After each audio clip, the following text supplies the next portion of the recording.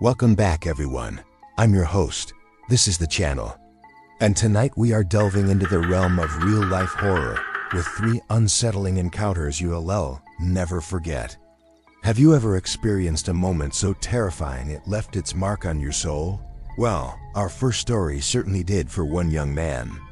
At the age of 18, Ethan held a part-time job as a pizza delivery driver in his hometown.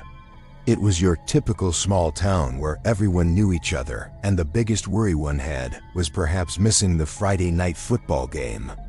However, one evening around 9 p.m., Ethan received an order that would change all that. It was a pepperoni and cheese combo, extra sauce on the side. The address was written down as one of the local farms, which was quite remote, nestled between dense woods. Though a little hesitant, Ethan was a new driver and wanted to prove himself capable.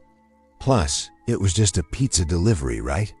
With the directions programmed into his phone, Ethan navigated through winding roads, the streetlights giving way to the enveloping darkness of the countryside.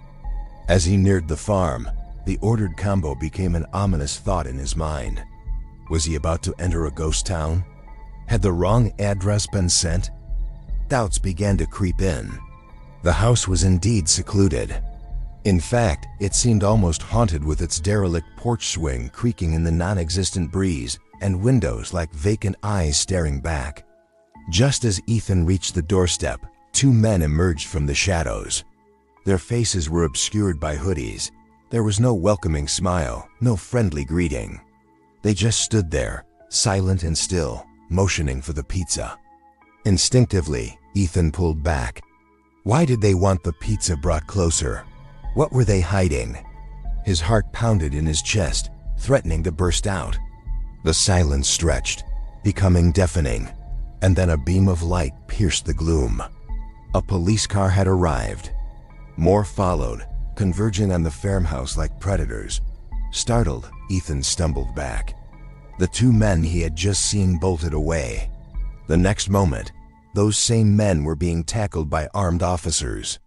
Ethan watched, paralyzed with fear, as the men struggled against the weight of several policemen. As dawn broke the next day, the town buzzed with news of the capture. The men were identified as dangerous criminals on the run, wanted for questioning in connection with a bank robbery in the neighboring city. The pizza, it turned out, had been bait, a ruse to lure the cops away from the main hideout. And the farmhouse, well, it had been nothing more than a pit stop for the criminals. That close call was a stark reminder for Ethan, a reminder that the tranquil streets he had always known could harbor hidden dangers. The casual order from a familiar pizzeria had almost led to a catastrophe. The line between normalcy and peril, he realized, could be as thin as a pizza box. Our next story will take us into a home seemingly filled with paranormal activity. But the reality was far more terrifying. Upon the passing of her grandmother, Maya found herself the sole inheritor of a quaint cottage nestled by the sea. For Maya, this wasn't just a property.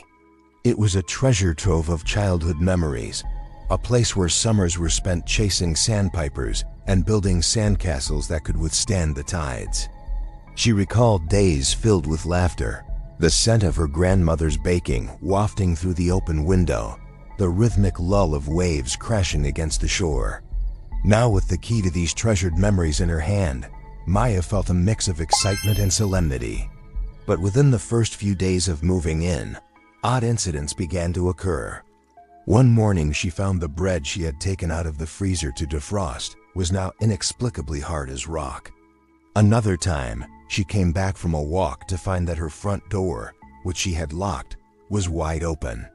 Each evening as she sat down to dinner, the candle she had placed on the table would have guttered down to its last flicker, as if someone had deliberately blown it out. But the most unsettling was the scratching noise.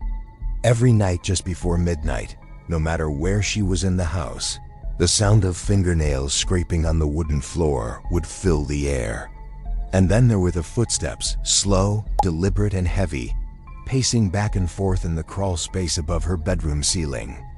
One night as Maya was reading in the living room, the crawl space door, which she had firmly shut earlier, burst open.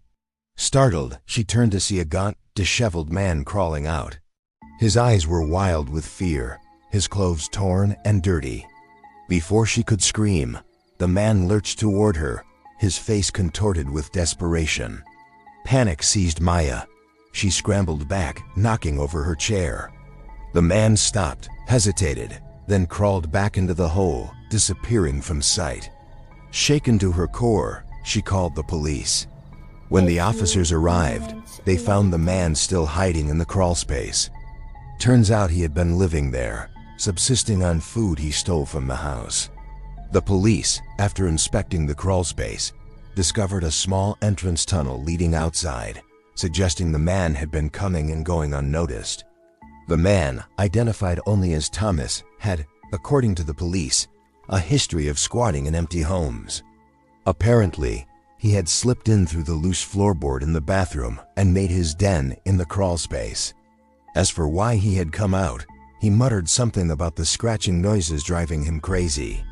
He was arrested and the house was secured, but not before the police used cameras to inspect the crawlspace thoroughly. Maya was given a week's stay at a nearby hotel. When she finally returned to the cottage, the piece of her childhood memories was shattered. The house, once a sanctuary, was now a crime scene, its tranquility replaced with the echoes of fear.